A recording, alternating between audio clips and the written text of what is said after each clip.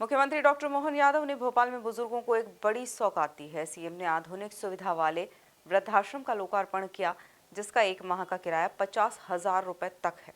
इस दौरान मोहन यादव ने सामाजिक सुरक्षा पेंशन योजना के अंतर्गत हितग्राहियों को 327 करोड़ 15 लाख रुपए से अधिक की राशि सिंगल क्लिक के जरिए अंतरित की। देखिए ये खास रिपोर्ट।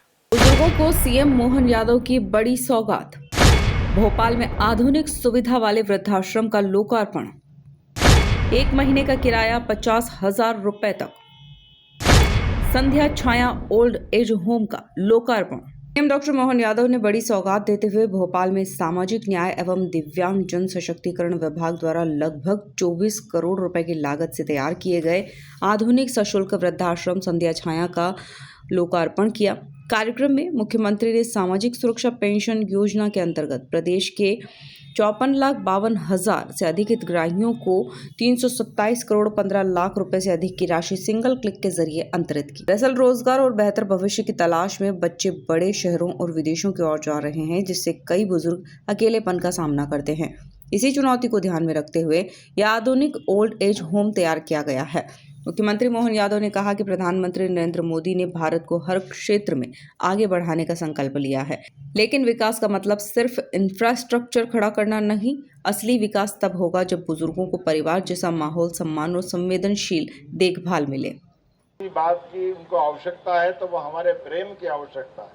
समाज प्रेम लुटाए, सरकार साथ खड़ी है। समाज कल्याण विभाग ने सब प्रकार से जोड़ करके सबके लिए अवसर दिया है। इसलिए माननीय प्रधानमंत्री ने तो दिव्यांग शब्द उपयोग किया है।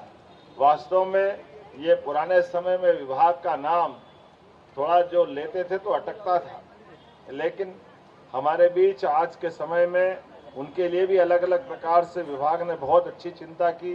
बच्चों को खेलने की भी चिंता की, अलग अलग प्रतियोगिता कराई, उनको पुरस्कार दिए। मेरी अपनी ओर से सभी दिव्यांग भाई बहनों को, बच्चों को बहुत बहुत बधाई। खास करके आज जब मैं आपसे बात कर रहा हूं तो ये हमारा वृद्धाश्रम लगभग 24 करोड़ की लागत से तैयार हुआ है। अपनी ओर से एक बार फिर बधाई। और इसके लिए भी जितने प्रकार से हो सकते हैं विभाग अभी आने वाले समय में और काम करेगा। ये 5 एकड़ में फैला 12 सिंगल बेडरूम, 22 डबल बेडरूम, कुल 34 कमरे, जिसमें 56 बुजुर्ग इसमें आराम से रह सकते हैं। और इसमें भी एसी कमरे, टीवी, फ्रिज, गर्म ठंडा पानी, निजी बालकनी, वो सब कुछ देने का प्रयास किया जो एक परिवार के लिए आवश्यक भी है।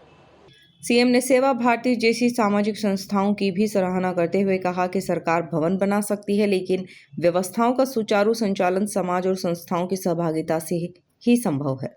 और ये हमारे लिए आज के समय में और महत्व की इस नाते से भी यशस्वी प्रधानमंत्री ने भारत को सब तरह से सब क्षेत्रों में लगातार आगे बढ़ाने का जो बीड़ा उठाया है। ऐसे समय में जब हमारे अपने देश के अंदर विकास के पर्याय का मतलब केवल इंफ्रास्ट्रक्चर नहीं, हमारी अंदर की भावनाओं के आधार पर देश की पहचान हजारों साल से सनातन संस्कृति में तो चींटी से भी प्रेम करने की हमको प्रेरणा दी गई।